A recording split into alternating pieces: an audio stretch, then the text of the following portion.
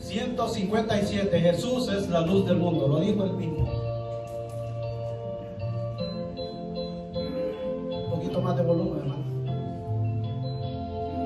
Mundo perdido en pecado se vio, Jesús es la luz del mundo. Mas en las tinieblas la gloria brilló, Jesús es la luz del mundo. Ven a la luz, no quieres perder, gozo perfecto al amanecer. Yo ciego fui, mas ya puedo ver, Jesús es la luz del mundo. Si ciego te encuentras en la oscuridad, Jesús es la luz del mundo. Manda alabarte y verás su verdad, Jesús es la luz del mundo. Ven a la luz, no quieres perder, gozo perfecto al amanecer.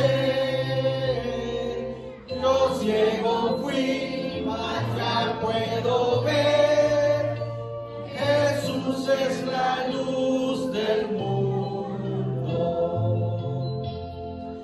El día, la noche se cambia con él, Jesús es la luz del mundo. Miras en la luz y a su ley eres fiel, Jesús es la luz del mundo. Ven a la luz, no quieres perder, gozo perfecto al amanecer. Yo ciego fui, mas ya puedo ver, Jesús es la luz del mundo. Ni soles ni lunas el cielo tendrá, Jesús es la luz del mundo. La luz de su rostro lo iluminará, Jesús es la luz del mundo. Ven a la luz, no quieres perder, gozo perfecto al amanecer. Yo ciego fui, mas ya puedo ver, Jesús es la luz del mundo. Amén. El Señor Jesucristo dijo: yo soy la luz del mundo. Pueden sentarse, hermanos. Vamos a cantar uno más, el 339, que se titula Comprado con sangre por el mismísimo Señor Jesucristo. 339.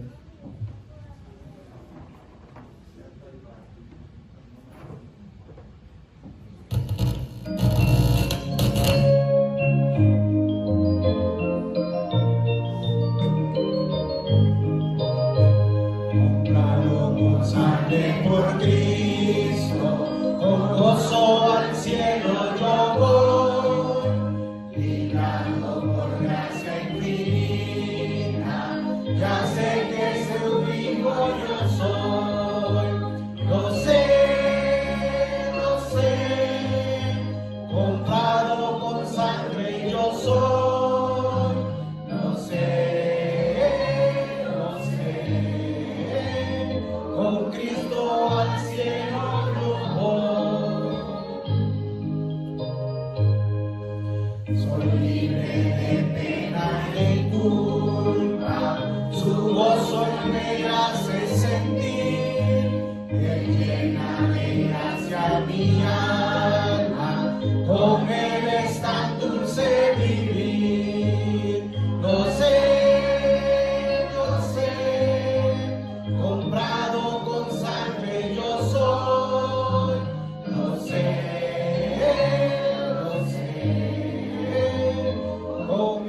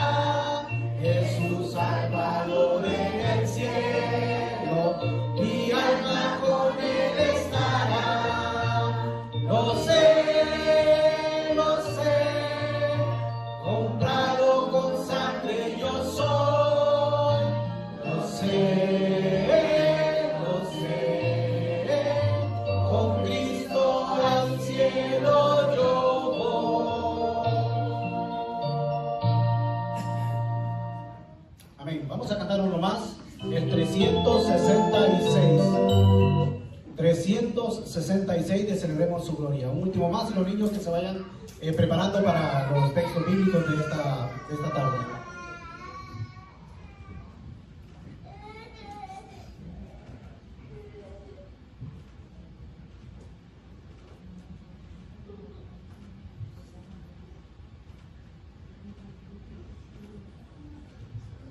$366, hermano.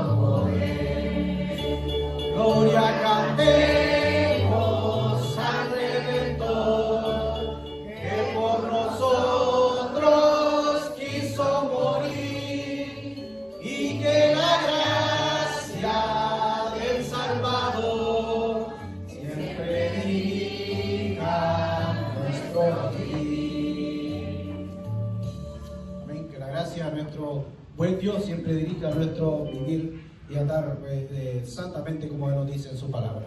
Bueno, los niños pueden ya pasar al frente, los que trajeron textos bíblicos.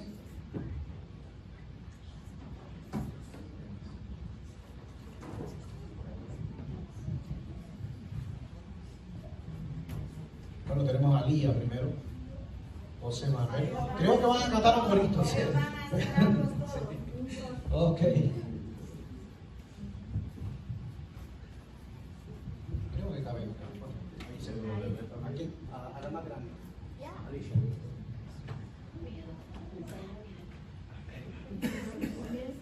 Vamos a decir un versículo. Jesús crecía en sabiduría, en estatura y en gracia para con Dios y los hombres. Lucas 2:52.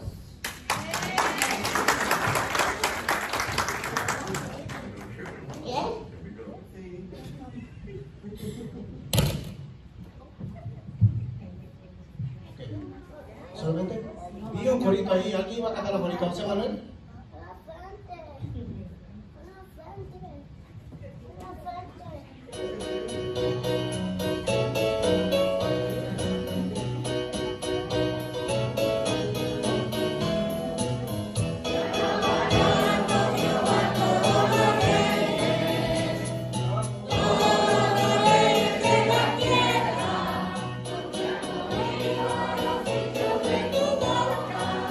Y cantarán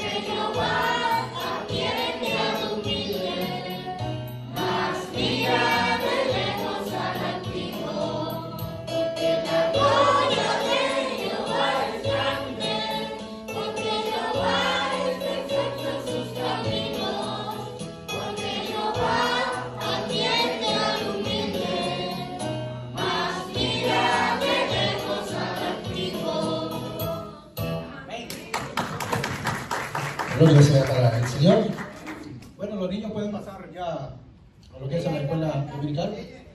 La niña iba a cantar ahí. Alía, venga para acá, Alía. Ella iba a cantar.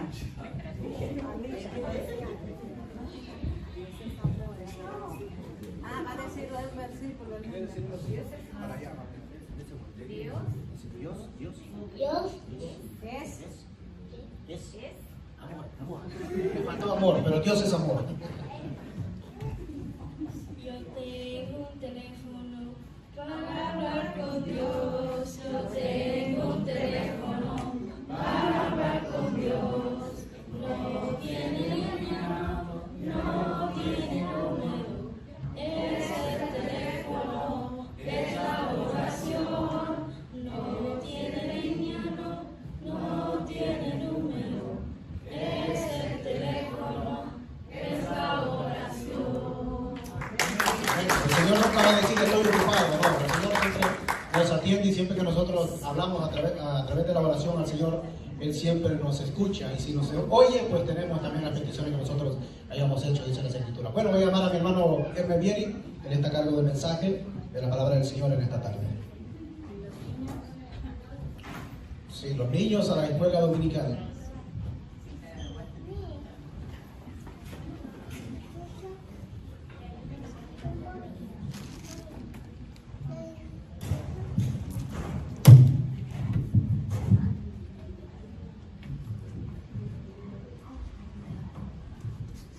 Buenas tardes a todos. Buenas tardes. ¿Se escucha? Amén. Bueno, gracias al Señor por este tiempo que tienen los niños de la escuela dominical. Gracias también al Señor por el tiempo de poder abrir las Escrituras y así aprender de ella. Bueno, en esta tarde vamos a continuar con nuestro estudio en el libro de Efesios. Sabemos que este es un libro que podemos dividir en dos secciones. La primera de ellas, que es más teológica que la segunda, son los capítulos del 1 al 3, y luego la segunda parte, desde los capítulos 4 hasta el 6, que sería la sección más práctica. Ahí vamos a aprender en verdad muchas cosas que son mucho más prácticas que lo que estamos viendo en la actualidad. Bueno, estamos en el capítulo 3, casi terminando esa primera sección teológica, y hoy vamos a buscar el capítulo 3 que ya hemos comenzado el mes pasado, y vamos a comenzar en el versículo 8. Efesios capítulo 3, comenzando a la altura del versículo 8. Y vamos a dar lectura hasta el verso 14.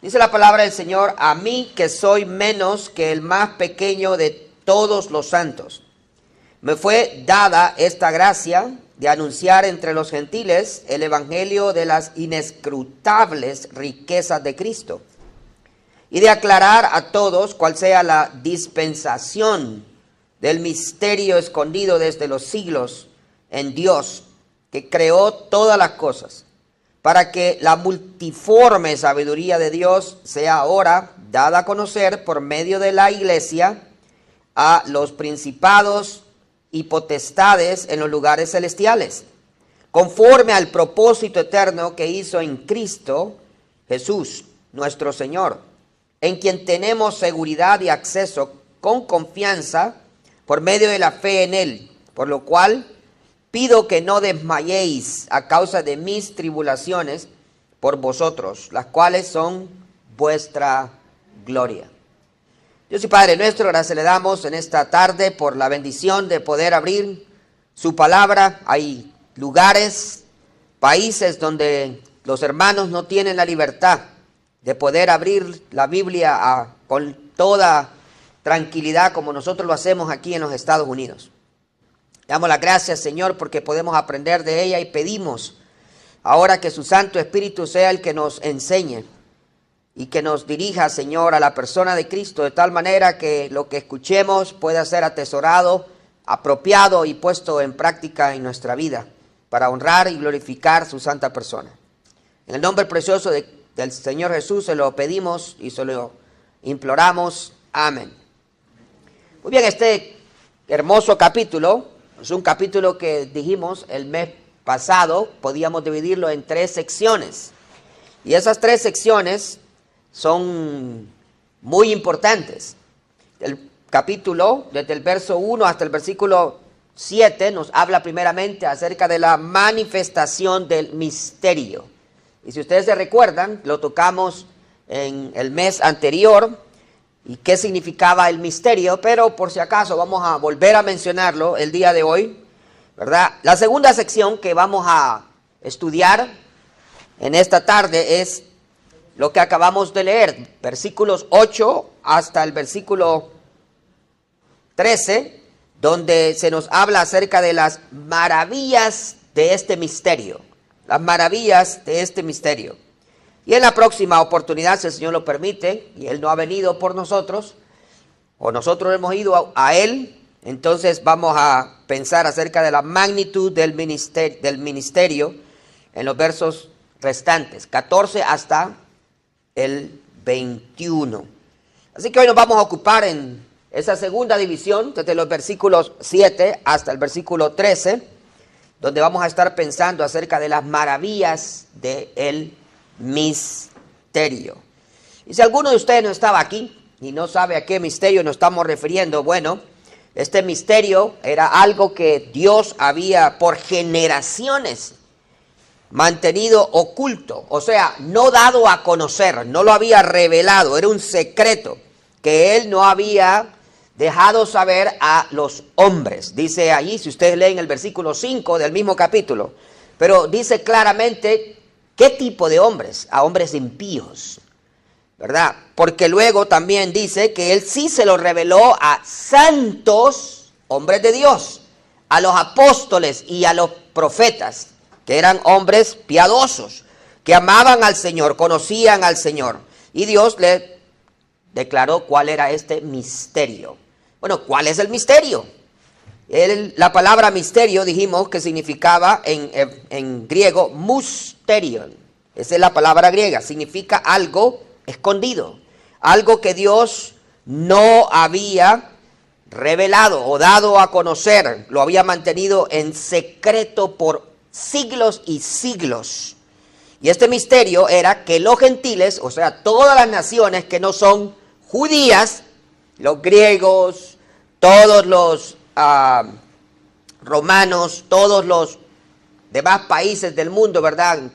Conteniendo ahí todos los europeos, todos los americanos, todas las naciones restantes que no eran judías, iban a ser parte, o pueden ser parte, ¿verdad?, de la iglesia. Y entonces todo aquel que ha aceptado al Señor, todos aquellos que hemos creído en Él, del pueblo gentil, nos ha hecho coherederos, miembros del cuerpo de Cristo, o sea, su iglesia, copartícipes de todas las promesas en Cristo, en Cristo. Y esa es la clave aquí, que todo lo que nosotros tenemos y todo lo que seremos es solo por Él, por el Señor Jesucristo. Entonces somos coherederos, partícipes del cuerpo de Cristo, o sea, su iglesia, copartícipes de sus promesas, y esto todo por medio del Evangelio, como dice el versículo 6, ¿verdad? Aunque no lo leímos. Entonces ahora queremos mirar 5 cosas que son maravillosas dentro de este misterio. 5 cosas. Las voy a mencionar, cada una de ellas. Primeramente queremos pensar acerca del ministro que Él escogió. El ministro que Él escogió. Versos 8 y 9 nos dicen quién es este ministro, o el verso 8 en sí. Luego nos habla acerca del mensaje del misterio, ahí en los versículos 8 al final y versículo 9. Tercero, nos habla de la multiforme sabiduría de Dios que ha sido dada a conocer a través de la iglesia. Versículo 10. Cuarto, nos muestra el modelo del propósito eterno que Dios tenía para llevar a cabo este misterio. Versículo 11, y luego los 2 últimos finales, nos muestra que este misterio nos ha dado acceso, o un medio de acceso y confianza delante del Dios eterno y todopoderoso. 5 cosas maravillosas dentro de este misterio. Entonces vamos a mirar la primera de ellas. Verso 8 dice, a mí que soy menos que el más pequeño de todos los santos. Ahora Pablo está hablando ahí, él era uno de los apóstoles, algunos lo consideran que era el que sustituyó a Judas, otros consideran que él es una excepción a la regla, ya que Matías fue el que fue escogido, ¿verdad?, por dirección del Espíritu Santo en el libro de los Hechos para sustituir a Judas, pero el Señor se le apareció a Pablo y lo constituyó apóstol de los gentiles, para que llevara a cabo este misterio de que los gentiles eran coherederos, parte de la iglesia, ¿verdad? Y copartícipes de las promesas en Cristo. Entonces, él dice, a mí, que soy el más pequeño de todos los santos. Ahora, esa actitud es una actitud de humildad. Es una actitud que demuestra que Pablo no se creía la gran cosa. Como decimos en mi país, la divina garza. No tenía un alto concepto de sí mismo. A pesar de todo lo que Dios iba a hacer acerca de, con él, aún así, al pasar del tiempo, Pablo se mantuvo siempre humilde. Siempre fue un hombre humilde. Y desde que comienza a ser ese ministro, él siempre dice cosas que nos retan a nosotros como creyentes, hermanos. Porque él dice, yo soy el más pequeño de todos los santos. No dice uno de los santos pequeños. No. O sea que él escoge todos los que se han convertido en todas las épocas. Y dice, de todos los santos que han existido en toda la iglesia, yo soy menos que el más pequeño. Imagínense, menos que usted, menos que mí. Es lo que le está diciendo, porque nosotros somos los santos a los que se está refiriendo. Y entonces él se está ubicando debajo de todos nosotros. Qué corazón más humilde. Pero él era un gran ministro. Y él llama a ese ministerio que Dios le había dado, lo llama una gracia. ¿Por qué le llama una gracia? Como leímos en esos versículos. Lo llama una gracia porque Pablo era perseguidor de la iglesia. Perseguía a los creyentes, los metía en la cárcel, consentía en que los mataran, los apedrearan. Entonces Pablo, cuando se convierte, al tener un encuentro personal con Jesucristo, y Dios lo encomienda a ser un apóstol de los gentiles, él considera que ese era un gran privilegio, una gracia para servir al Dios Todopoderoso. ¿Por qué no escogió a alguien diferente? ¿Por qué usted tal vez nos ponemos a pensar, ¿por qué no escogió a un ángel del cielo para predicar el evangelio? ¿Por qué no escogió a un santo del Antiguo Testamento? ¿Por qué no escogió un santo del Nuevo Testamento? Alguien de la iglesia. Ahí estaba Pedro, ahí estaba Juan, habían grandes siervos, pero no, Dios decide escoger un vaso frágil de barro, insignificante, para mostrar su gloria. Dios escogió, por así decirlo, peor que nosotros tal vez nunca hubiéramos escogido. Pero él lo escoge a Pablo, a pesar de ser un hombre que había perseguido la iglesia, para hacerlo un gran apóstol, un gran hombre de Dios. Pero Pablo nunca se creyó. Pablo fue siempre un hombre humilde. Y usted puede mirar esa actitud a través de toda su vida. Si usted busca en otros versículos, se va a dar cuenta que él sigue hablando de él de la misma manera. Y él dice, a mí que soy menos que el más pequeño de todos los santos. Pero luego, si usted busca 1 Corintios 15 y versículo 9, dice, porque yo soy el más pequeño, la misma palabra, el más pequeño de los apóstoles, que no soy digno de ser llamado apóstol. Qué lindo. Ahora no solo el más pequeño de todos los santos, ahora es el más pequeño de todos los apóstoles. Él se compara a los 12 apóstoles. Y de entre todos ellos dice, yo soy el más pequeño. El más pequeño. Increíble. Pero él continúa una y otra vez. Y usted lee versículos tras versículos de cómo él se miraba. Y él dice también en el libro de Primera de Timoteo, capítulo 1, verso 15, Cristo Jesús vino al mundo para salvar a los pecadores, de los cuales yo soy el primero. Otra vez, ahora él se considera el primero de los pecadores. El primero.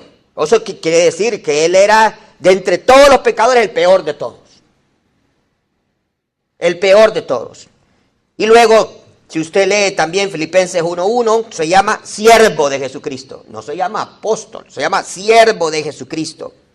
En Efesios 3:1, más adelante, en este mismo libro, o en el capítulo, bueno, donde estamos, Pablo se llama a sí mismo prisionero de Cristo. Prisionero de Cristo. Y más adelante, en este mismo libro, Efesios 6:20, él se llama embajador. Usted dice, pero embajador es buen título, ¿verdad? Como decirse gobernador. Sí, pero lea la frase completa. Embajador en cadenas. En cadenas. Entonces, una y otra vez Pablo está mirándose a él, no como la eminencia, no como el gran apóstol, no como el que iba a predicar a miles y se iban a convertir, no como aquel que podía imponer las manos y recibían el Espíritu Santo, que podía sacar demonios, que podía con la sombra sanar enfermedades, como aquel que fue en verdad perseguido, que sufrió por el Señor, apedreado y dejado casi muerto en Listra, naufragó muchas veces y puso el nombre del Señor en alto delante de pobres y gente rica, delante de reyes, fue testigo de emperadores, pero nunca se creyó. Entonces este era el ministro para llevar a cabo el misterio que Dios había escogido, un vaso que era frágil, que no se sintió orgulloso de sí mismo, a pesar de haber sido usado, probablemente, hermanos, y no me equivoco, más que cualquier otro apóstol. Más que cualquier otro apóstol. Imagínense que escribió casi todo el Nuevo Testamento. Él es el mayor escritor. ¿Por qué Dios usó a Pablo de esta gran manera?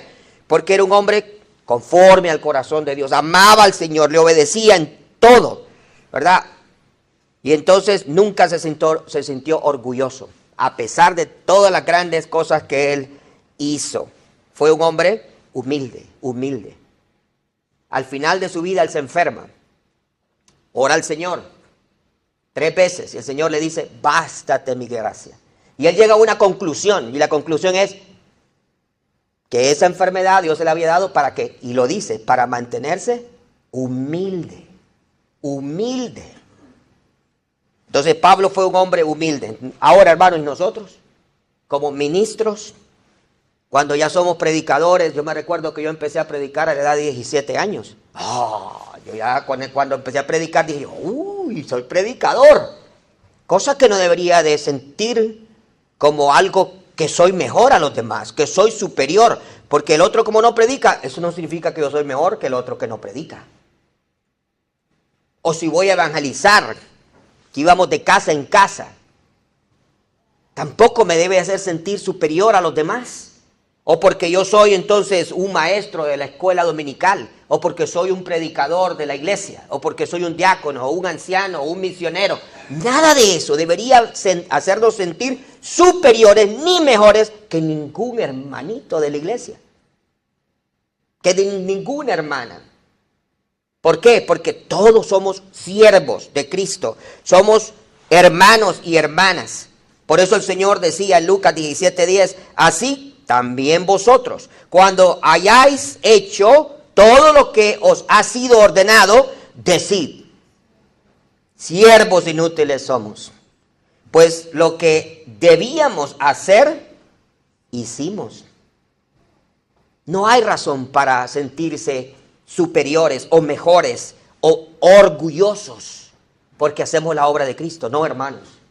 Tenemos que mantener nuestros pies sobre la tierra. Ser como Pablo, ser como el Señor que dijo, aprended de mí que soy manso y humilde de corazón. Su humildad era real. Y la humildad de Pablo no era aparente, era real también dentro de su corazón. Era un hombre de Dios. Entonces es una maravilla, ¿verdad?, dentro de este misterio que Dios escogiera un vaso como Pablo. Un vaso de barro imperfecto, débil, pero útil. En gran manera, en las manos de Dios por su gracia y por medio de su poder, como lo llegó a usar. Pero luego el versículo continúa, y el verso 9 también, y ahí en estos versículos dice: a mí, que soy menos que el más pequeño de todos los santos, me fue dada esta gracia de anunciar entre los gentiles el evangelio de las inescrutables riquezas de Cristo. Ahora aquí nos habla del mensaje que recibió él. Como ministro de ese misterio, él recibió un mensaje en particular. Él lo llama, en este versículo, al final, verso 8, dice: el evangelio de las inescrutables riquezas de Cristo. Qué lindo, ¿verdad? Es un nombre bastante largo. Ahora, Pablo, cuando está hablando ahí, está hablando primeramente de cuál era ese mensaje. No era cualquier mensaje.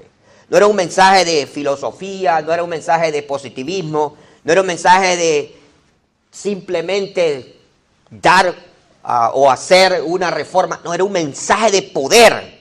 Porque el evangelio es poder para salvación, para transformar el corazón de las personas. Y lo pone con esa frase: el mensaje del evangelio de las inescrutables riquezas de Cristo. Ahora, ¿qué significa eso? Primero, evangelio. En el griego es una palabra compuesta de eu, que significa bueno, y angelion, que significa noticias. Pablo está diciendo: el mensaje que voy a dar es de buenas noticias. Pero a pesar de ser buenas noticias, que Cristo murió por nosotros, que Él se entregó en la cruz y derramó su sangre para limpiarnos de nuestros pecados y justificarnos, y que fue sepultado y resucitó, también trae malas noticias. Dentro de esas buenas, que las buenas son mucho más, pero también nos deja ver que somos pecadores, perdidos a causa de nuestro pecado, rumbo al infierno. Entonces Pablo dice: a mí se me encomendó el evangelio, las buenas noticias de salvación acerca de la persona de Cristo. Y lo describe en 1 Corintios 15, si usted lee. Dice ahí claramente que Cristo, ¿verdad?, primeramente murió conforme a las Escrituras, dice. Fue sepultado conforme a las Escrituras. Pero luego también dice: y resucitó conforme a las Escrituras. Todo conforme al plan divino de Dios Padre. Entonces, él dice: a mí se me encomendó este mensaje de dar estas buenas noticias. Pero estas buenas noticias son inescrutables. Ahora, ¿qué quiere decir esa palabra? Aún en español es una palabra un poco difícil. La palabra aquí, inescrutable, se usa como un adjetivo calificativo. O sea, como por ejemplo uno dice, ¿verdad? El hermano Samuel es un hombre alto. El hermano Samuel es alto. Alto es lo que lo califica a él en su estatura, es alto. O podríamos decir un hombre sabio en su intelecto. Bueno, aquí la palabra inescrutable clasifica a las riquezas de Cristo. Son inescrutables. ¿Qué quiere decir eso? También esta palabra en el original es una palabra compuesta. La primera es an, que significa no. Y la segunda, exiniazo, que significa rastrear o seguir unas huellas. O puede ser también investigar completamente. O sea que esa palabra quiere decir, cuando es algo inescrutable, significa que las riquezas de Cristo no pueden ser rastreadas hasta el final. Primero. O sea que es imposible de medirlas a totalidad o de agotarlas por completo. Eso es lo que significa, que las riquezas de Cristo son imposibles de medirlas o agotarlas. Es como decir un explorador. Un explorador va siguiendo las pisadas que van dejando a alguien, pero luego llega un momento que se desaparecen y las trata de buscar y no las encuentra por ningún lado. No puede llegar hasta el fin. O un buzo que quiere sumergirse en el mar, pero el mar no tiene término ni a la derecha, o sea, el ancho, no tiene fin en profundidad y no tiene fin en altura. O sea que puede estar ahí y jamás va a agotar esta inmensidad de este océano. ¿Por qué? Porque es un océano infinito. Porque Dios es infinito, las riquezas de Cristo son infinitas. Y aun cuando nosotros queramos disfrutar de ellas, no las podemos agotar, no las podemos acabar, podemos disfrutarlas. Y lo hacemos, pero nunca se acaban, nunca se terminan, nunca se agotan. ¿Qué significa en sí la palabra? Primero es que son insondables, no tienen fondo. Por más que uno estudie la Biblia, por más que uno medite, que uno experimente el amor de Dios, su gracia, su perdón, ¿verdad? Nunca llegaremos al final, porque Dios es infinito, su gracia es infinita, es como un pozo infinito, ¿verdad? Del cual puedes beber agua, satisfacer tu sed espiritual, pero las aguas nunca se acaban y usted saca y saca y saca, pero ni siquiera bajan. Así es esta, ¿verdad? El evangelio de la inescrutables riquezas de Cristo. ¿Por qué? Porque Cristo es en verdad infinito. Segundo, significa también que son inexplicables para la mente humana. Son inexplicables. Por ejemplo, nuestra lógica es que si alguien nos hace un mal, pues nosotros tenemos que vengarnos y hacerle también un mal. Pero no en la vida cristiana. No es así en la vida cristiana.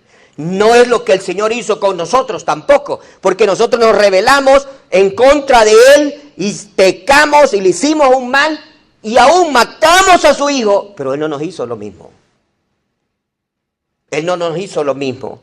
Él nos buscó, nos perdonó, nos justificó y nos hizo sus hijos. O sea que nos pagó el mal con un bien. Eso es divino. Eso es divino. Esto es inexplicable en la mente del incrédulo. ¿Cómo una persona puede perdonar un daño? ¿Cómo? Es imposible, ¿verdad? Pero significa también que no solamente es insondable, no tiene fondo, inexplicable, no se puede usar la lógica, pero también es que son ilimitadas. Nunca se acaban, ¿verdad? Nunca se acaban. Usted puede ser la persona más rica del mundo. Ponga a Elon Musk, ponga a Bezos, ponga a Trump, ponga, ¿cómo se llama el de Microsoft? Ya me olvida. Bill Gates. Todos juntos. Y júntele toda la plata que tienen. Si ellos la empiezan a gastar y la empiezan a donar y dársela a los pobres, va a llegar el día en que no van a tener ni un centavo. Se lo aseguro. Ni un centavo, aunque tengan trillones juntos de dólares. Pero la gracia de Cristo, las riquezas de Cristo no son así. Las riquezas de Cristo jamás merman. Las riquezas de Cristo son infinitas. Su gracia, su amor, su bondad, su benignidad y todo lo que es, usted las puede empezar a regalar, a dar, a disfrutar y no tienen fin. Nunca se agotan. Es imposible agotarlas. ¿Por qué? Porque son inescrutables. Eso es lo que significa la palabra inescrutables riquezas de Cristo. Entonces ahora tenemos la idea, ¿verdad? Cuán poderoso es ese mensaje del evangelio, de las inescrutables riquezas de Cristo. Y acuérdese que esas riquezas no son humanas, son de Cristo. Y es en Cristo que nosotros podemos disfrutar de todas estas cosas, como un tesoro, ¿verdad? Que podemos gozar de él. Y la persona de Cristo es un gran tesoro, del cual podemos disfrutar, tener comunión con Él, ¿verdad? Apropiarlo en nuestra vida y no importa. Podemos disfrutar de su amor, de su bondad, de su poder y jamás, jamás, jamás vamos a dejar de disfrutarlo. ¿Por qué? Porque no tiene fin y no puede agotarse. Pero luego el versículo 9 continúa hablando y dice, y de aclarar a todos cuál sea la dispensación del misterio escondido desde los siglos en Dios que creó todas las cosas. Entonces Pablo habla acerca de aclarar aquí, en este versículo, a todos cuál sea la dispensación del misterio. O sea, Pablo dice, voy a explicar, voy a aclarar, ¿verdad? cuál sea la dispensación de este misterio. Una vez más, acuérdense el misterio, lo tenemos que tener en la mente, es que los gentiles íbamos a ser coherederos, partícipes del cuerpo de Cristo, o sea, de la iglesia, y coherederos de todas las promesas en el Señor. Y entonces él dice, Dios me escogió para explicar, para aclarar. La palabra en griego es fotizo, significa iluminar, revelar, hacer visible algo que antes estaba oculto. O sea que Pablo fue el escogido para desvelar delante de todos el misterio escondido por todos los siglos. Él es el que Dios escogió para hacerlo visible y así alumbrar las mentes y los corazones de todas las personas gentiles para que llegaran a conocer al Señor Jesús como su Salvador personal. Es la misma palabra que se usa en Efesios 1:18, donde habíamos hablado anteriormente, y también es la misma palabra que se usa en 2 de Corintios 4 y versículo 6. Y la imagen es la de alguien que toma una antorcha y va corriendo, y entonces hace que todo lo que no se podía ver, se pueda ver. Porque a pesar de que estaba oscuro, la luz de la antorcha revela y hace visible todo lo que está alrededor. Y es lo que Dios hizo que Pablo hiciera. Entonces, ahora Pablo sabe que el ministerio que él tiene es fuerte. Y él pide las oraciones. Y él ruega para que pueda hacer su trabajo de la mejor manera. En el capítulo 6, que vamos a estudiar en el futuro, verso 19, mire lo que él pide. Dice, él está pidiendo las oraciones y está hablando de que oren por algunas cosas, pero en el verso 19 dice, y por mí. O sea, oren por mí también. A fin de que al abrir mi boca me sea dada palabra para dar a conocer con denuedo el misterio del Evangelio.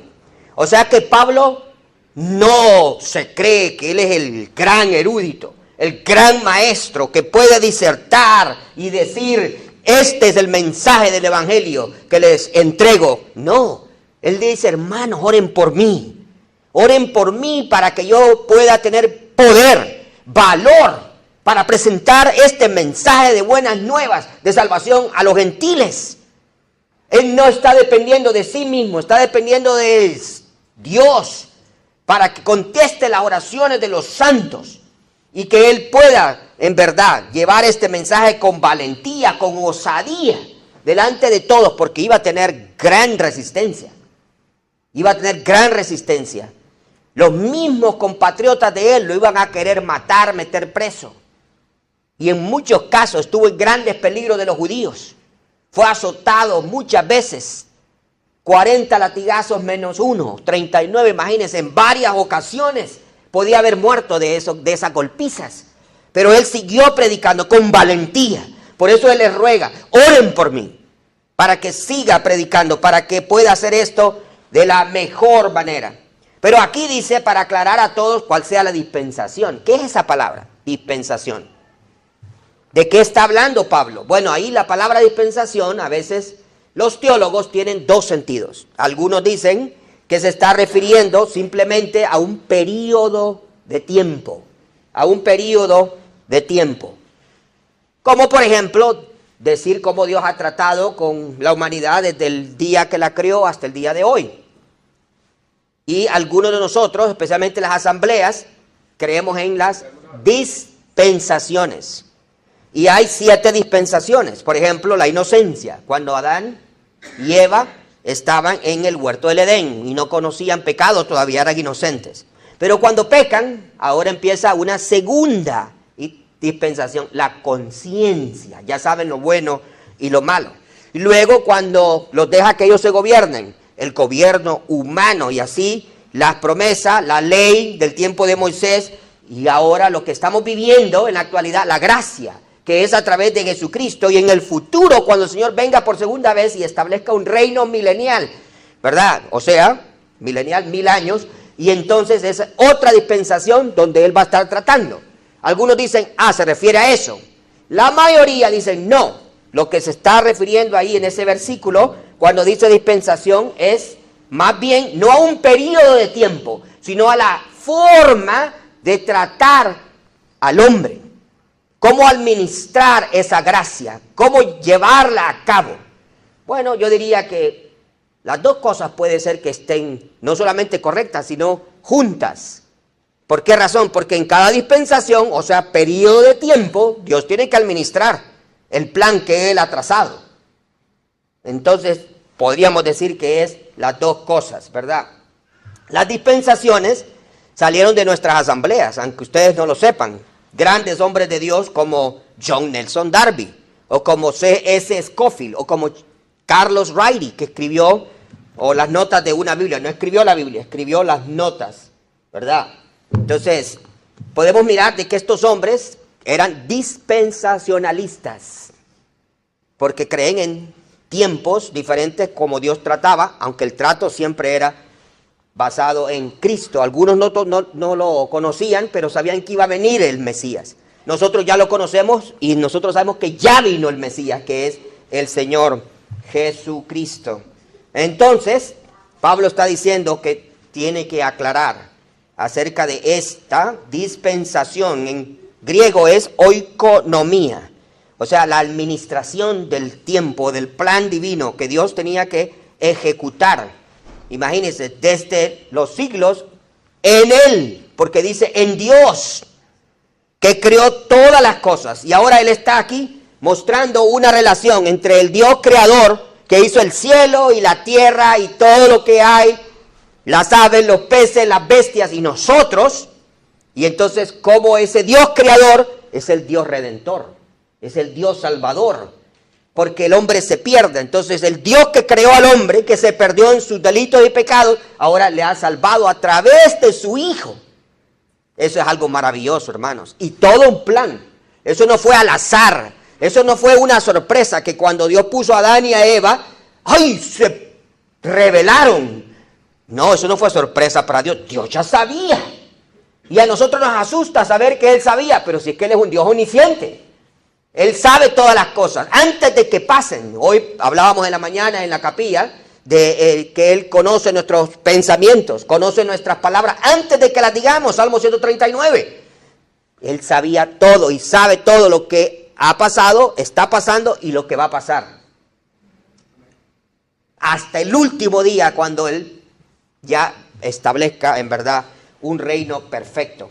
Entonces podemos mirar ahí cómo el Señor usó a Pablo y le dijo entonces que sería ese instrumento. Pero luego el verso 10, Dios usa a Pablo, el ministro, con el mensaje del evangelio para mostrar, ¿verdad?, cómo Dios administra esa gracia en la iglesia. Pero ahora usa la iglesia, ¿para qué? Mire lo que dice el versículo 10. Para que la multiforme sabiduría de Dios sea ahora dada a conocer. O sea, Dios está exhibiendo su sabiduría, que es infinita, ¿a través de quién? A través de usted y de mí. ¿Qué? Sí, a través de usted y de mí. A través de la iglesia, dice ahí el versículo, para que la multiforme sabiduría de Dios sea ahora dada a conocer por medio de la iglesia.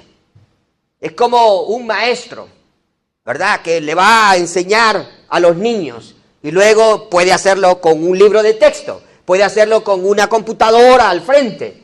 Ese va a ser el medio que Dios está usando para manifestar su sabiduría al mundo, es la iglesia. La iglesia. Pero mire cómo dice el verso en sí. A principados y potestades en los lugares celestiales. O sea que en verdad a quien se lo está demostrando es a seres espirituales. Él no está tan interesado en mostrárselo a las personas aquí, sino que está interesado a principados y potestades. Y esas dos palabras son dos palabras bien interesantes. Cuando nosotros pensamos acerca de lo que significa. Pero, ¿qué es sabiduría? Sabiduría de Dios, ¿verdad? Se describe como multiforme. La multiforme, otro adjetivo calificativo. En griego la palabra multiforme es polipoikilos. Poli significa muchos abundante, innumerable. Y poikilo significa variado, diverso. O sea que la sabiduría de Dios es variada, colorida, diversa.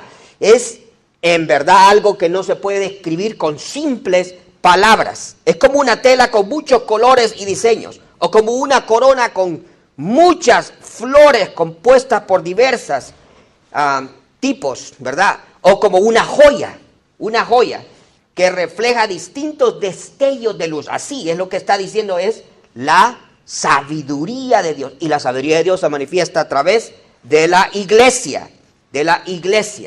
¿En qué cosas?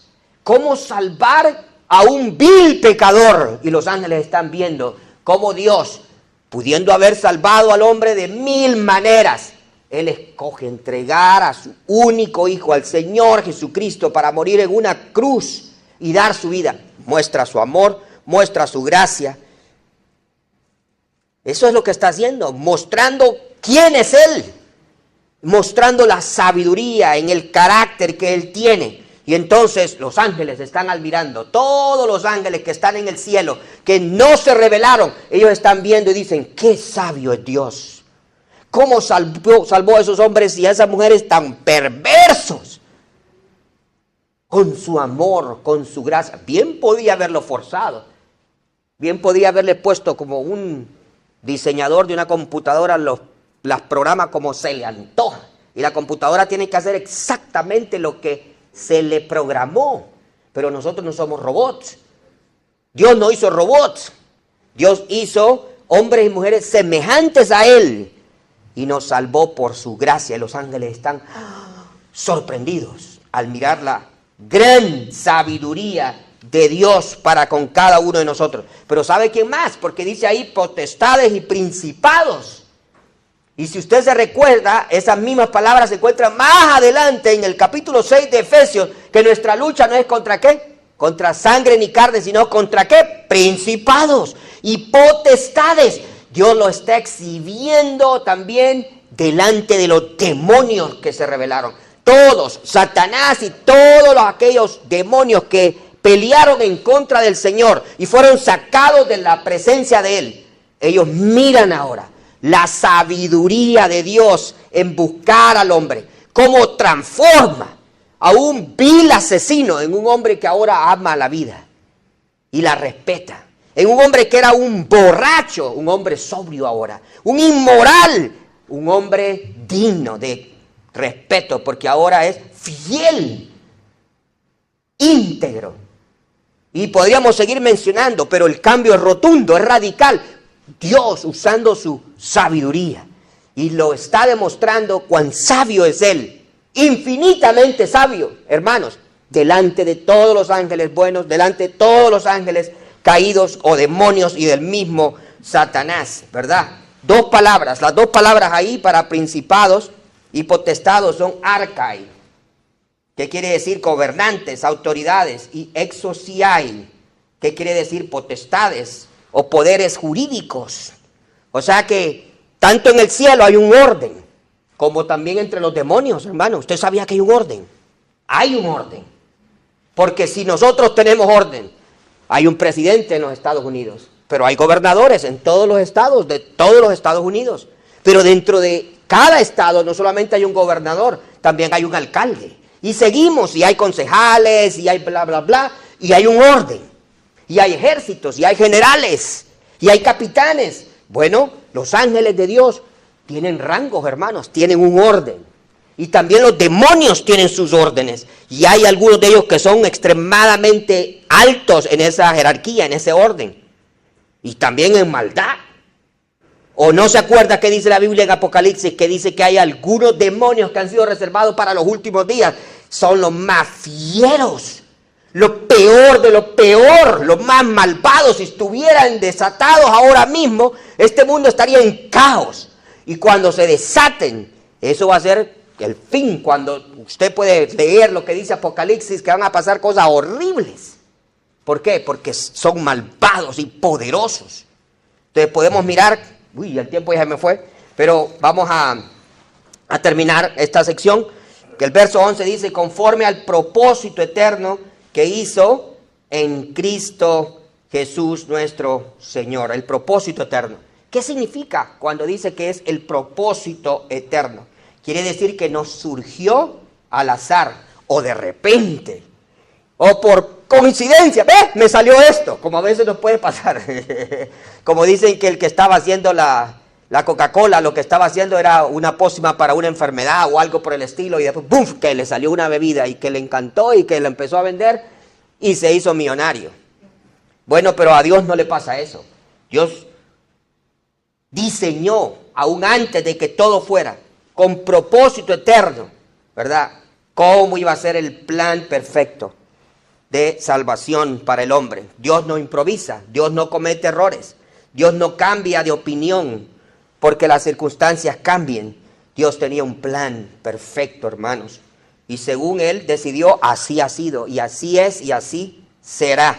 Como dice, ¿verdad?, según nos escogió en Él antes de la fundación del mundo, en el primer capítulo que lo examinamos. Entonces podemos mirar que Dios diseñó la salvación del hombre desde el principio, antes que aún nos hiciera a cada uno de nosotros en Cristo Jesús, en Cristo Jesús. Cristo es el centro, Él es el plan, ¿verdad?, de todo, el Hijo. Él es el Cordero inmolado desde la fundación del mundo, Él es el Salvador prometido, Él es la cabeza de la iglesia, Él es el medio por el cual Dios reconcilió a todas las naciones, judíos y gentiles, y nos salvó a cada uno de nosotros. Y versos 12 y 13 es el medio que nos da acceso y confianza. Por eso dicen los versos, en quien tenemos seguridad y acceso con confianza por medio de la fe en Él, o sea, en Cristo. Y Pablo nos da un consejo: no desmayen, no desmayen a causa de mis tribulaciones por vosotros, los cuales son vuestra gloria. Bueno, hay mucho que decir, pero el tiempo nos alcanzó. Pero ahí lo que Pablo está diciendo es, a pesar de que yo estoy preso, a pesar de que yo estoy sufriendo, a pesar que estoy en cadena, no se desanimen ustedes, sigan adelante, porque son los hijos de Dios, el misterio de que los gentiles, ustedes y yo, seríamos parte de esta iglesia redimida a través de Jesucristo y seríamos coherederos, partícipes del cuerpo del Señor, la iglesia, y en verdad herederos de las riquezas en Él. Qué bendición, hermanos. Podemos gozarnos y alegrarnos. Y si usted no es cristiano y usted no tiene esta riqueza, venga a Cristo. Él le ama, Él murió por usted, le puede salvar y perdonarle de todos sus pecados. Dios nos bendiga con su palabra.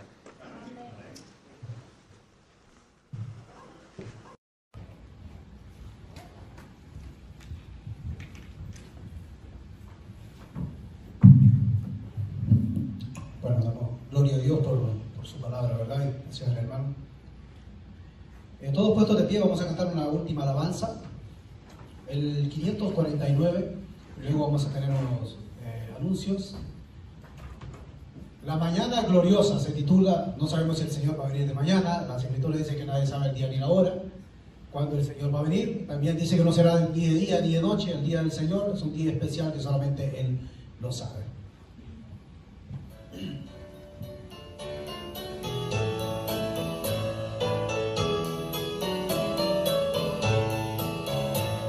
Gloriosa será la mañana, cuando venga Jesús el Salvador, los creyentes unidos como hermanos, bienvenida daremos al Señor.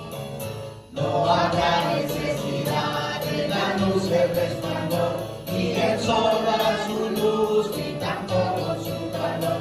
Ahí ya no habrá ni tristeza ni dolor, porque entonces Jesús, el Rey del cielo, para siempre será consolador.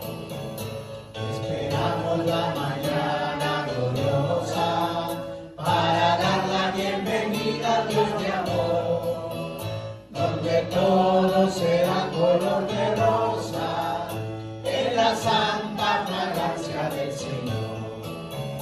No habrá necesidad de la luz del resplandor, ni el sol dará su luz, ni tampoco su calor. Ahí ya no habrá ni tristeza ni dolor, porque entonces Jesús, el Rey del cielo, para siempre será consolador. El cristiano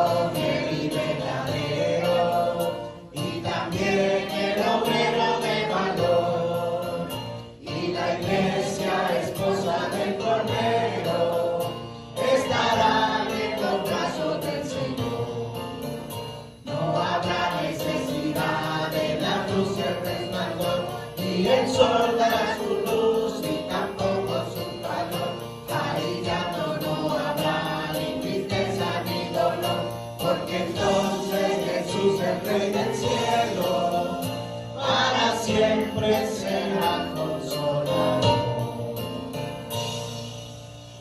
Amén. Pueden sentarse.